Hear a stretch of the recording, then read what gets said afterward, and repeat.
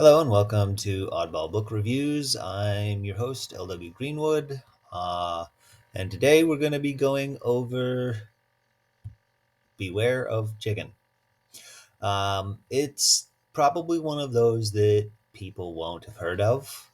It is fairly popular, but mostly among the fans of Royal Road. It's a website where you can read free books.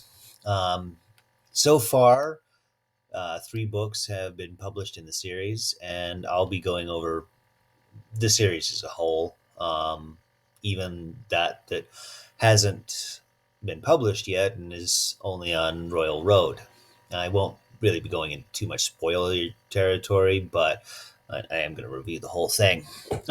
So, what is it about? Essentially, it's a Zanzia novel, which I know I'm butchering that pronunciation. I'm pretty sure it's supposed to be Shansha Land or Sancha. I'm not exactly sure, but it's spelled with X's, and I always said Zanzia. So if that's what I say, I'm sorry for pronunciation. But anyway, what Zanzia is Chinese stories which are about cultivation, essentially train and get stronger and stronger and defy the heavens and stuff. And I mean, these, essentially get incredibly strong. Think of Dragon Ball Z. It's a little bit different than that because that's Japanese, but the same concept of just training and getting stronger and stronger and stronger until you can punch gods in the face. um, Essentially, they're trying to achieve immortality. Well, in this story, our main character, Jin, he is actually from Earth. But one of the unique things about this isekai situation is that we don't really ever get anything about Jin's backstory. In fact, we don't even get his real name or his Earth name, as you might say, because none of that's important. One thing I would have to say about that is we probably could have just done away with the whole isekai concept entirely in this story, and it really wouldn't have changed much. It has very little bearing on the actual story besides maybe he sings a couple of songs that are from Earth. He does come up with a few Earth concepts, like he tries to, I don't know, make the steam engine. Of course, he doesn't know how to do that. The biggest effect it has is probably on his farming ability, but we'll get into that later. But really, the whole isekai thing could have actually probably gotten rid of. I'm not that particular on the isekai just because of how prevalent it is in storytelling nowadays. So, I mean, we're already doing a Zanzia novel, so why are we also doing an isekai? But that's just the way it happens in today's world. And I suppose I probably should explain isekai for those who don't know. It's from another world, usually from Earth, being deposited into some fantasy world. In this case, Xiaoxia land, Zanzia land. Anyway, so Jin gets deposited in this guy's body. He just got killed in a sect, and his whole thing is let's get the heck out of here. He goes running. He finds the weakest province he can find, and he becomes a farmer because he wants to avoid the whole struggling against the heavens thing. Um, it's definitely not what any other cultivator in this world would do. Like, it's just expected to defy the heavens, and he is not defying the heavens by any means at all. um, Throughout the story, he has this special situation with the land, and his land becomes more and more powerful, and many of the animals on his farm actually become spirit animals and become sentient, especially the rooster, which is the namesake of the whole story. Beware of chicken, because he's a very powerful chicken, and he's actually a cultivator and is actually trying to struggle against the heavens, sort of thing. And his whole thing is to be as powerful as possible to defend Faram. That's what they. There's a lot of different names for things. Like you've got the names that he calls things, the main character, and the names that are Chinese. Which Big D is one of them. Which in the Chinese version or the Zanzio version, it's Biddy, but there's an let's see, far the farm is Fa Ram, and things of that nature. So there's this kind of dichotomy. This is actually one of the things that makes it interesting and also gives it points in the strangeness is that um, the different perspectives. You've got your main character Jin, who is from Earth, and I suppose this is probably the reason he isekai'd is he's from Earth and he has a very Earth-like perspective on things. While the Zanzia characters all have a very Zanzia perspective on things, and they see things through the eyes of uh, cultivators and such, and it's very different from Jin's view. And again, this makes it very interesting, especially when and it's not even just that, it's also you get the rooster's perspective. Like he calls the fence the great pillars of Faram. Like and the way he sees the world is very different from the way a human would, and it's the same for all of the animal characters. They see things very different.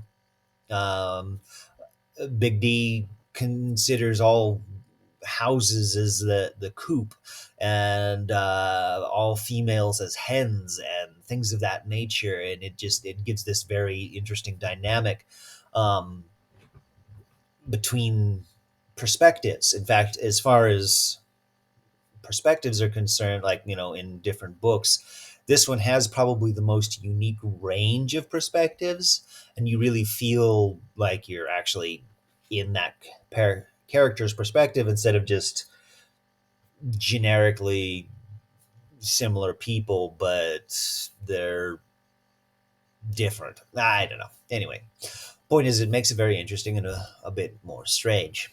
Another thing is that the story, the issue, I guess I should say, with the story that I do have is just the sheer number of characters. There is a lot of them, and they are pretty much all point of view characters. They're not just side characters. Pretty much all of the animals on the farm are point of view characters at some point, and it's kind of unfocused. Like the story doesn't have a specific direction it's going, especially considering that the farm is the main protagonist's only concern, while many of the other characters have different concerns and different goals and such. In fact, as the story goes along, it becomes more about their goals and less about Jin's goals, because Jin has already achieved his goals. I mean, he got a farm, he's making the best rice in the world, and he's married, and his wife gets pregnant, and all this stuff, and everything goes on and on and on, and it becomes less and less and less about Jin over the course of the story, especially after the three published books. The next couple of arcs almost are not about Jin at all, and all about the other characters. And I don't actually mind that too much, but there's just so much going on. There's so many different, disparate stories going on. Um, and of course, they do intersect and everything, but uh, it's hard to keep a lot of it straight, especially the different characters. An issue I really have with the writing style is actually the fact that sometimes he changes who the perspective is without much warning at all. In fact, there will be times where it will be in one character's perspective, and then it'll jump over and give the perspective of another character, well, and then jump back a paragraph or two later. And it gets a little jarring as to who we're actually in the perspective of. And um, it just makes it confusing. And I think the big issue with it and the reason why it is like this is because it is a publication online. And those who aren't familiar, it's essentially once a week or sometimes even multiple times a week. It depends on the author. They'll publish a chapter. And of course, when you're doing this and you're essentially doing this for years, it's very hard to know exactly where you're going with the story. And it sometimes just keeps going forever and ever. This one is sort of one of those. And to, fill out that once a week chapter or whatever, you may go in odd directions and you may have filler arcs and things of that nature, things that could have been edited out. In fact, that's really the biggest problem with this story, is just that it needs more editing and needs more focus. And but otherwise, it's great. I mean, I really haven't talked about the characters very much, but they are great. This is what makes it so popular. It makes it pretty much the most popular story on Royal Road, is the fact that those characters are all enjoyable. I would say, with very few exceptions, they're all enjoyable, including the enemies and whatnot. I think the least interesting of them are the more Zanzia type characters, the more generically Zanzia. And if you haven't read much of the actual Chinese stuff, they do really lean heavily into this defying the heavens, and that's really the point. I've even read ones where the main character, who is supposed to be a good guy, is perfectly willing to wipe out an entire sect of people, men, women, and children, because of a slight that was perpetrated by the sect elder or something like that, or a sect leader. And it's the reason I actually stopped reading many Zanzia books, just because their perspective on power and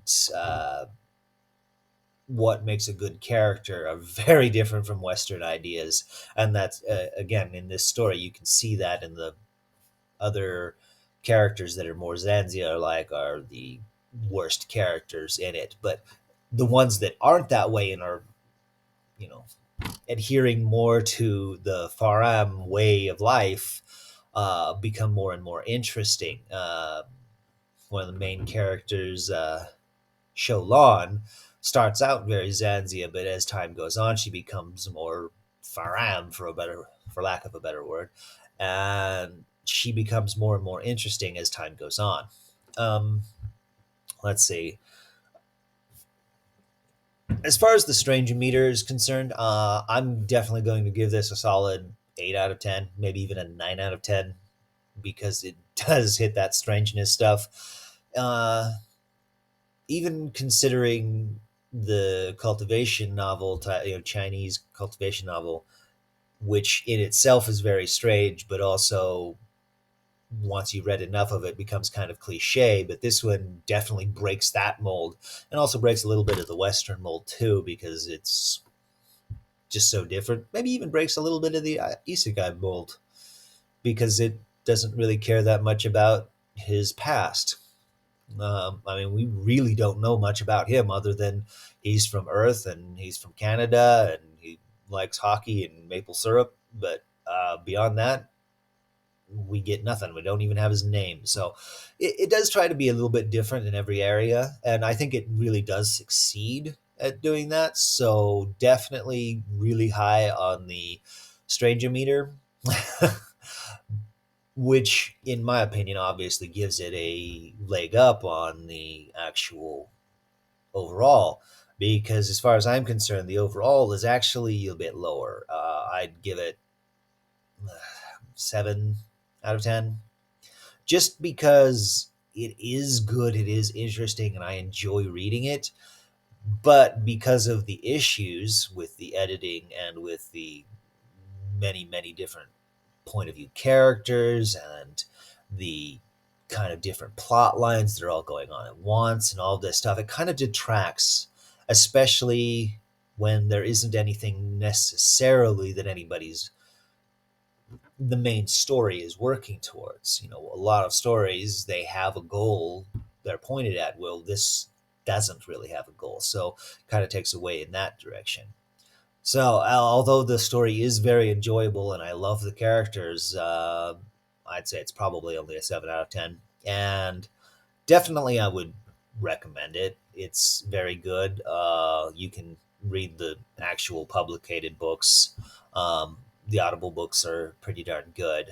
But then there's also Royal Road. If you've never checked out Royal Road, definitely go ahead and check that out too. You'll find the continuation. I think there's two more books worth of uh, material on Royal Road for Beware of Chickens. So it'll give you more if you really need more. Well, anyway, thank you for watching. I am L.W. Greenwood, author of Embers in the Wind. If you check that out, I would really appreciate it. Anyway, stay odd, my friends.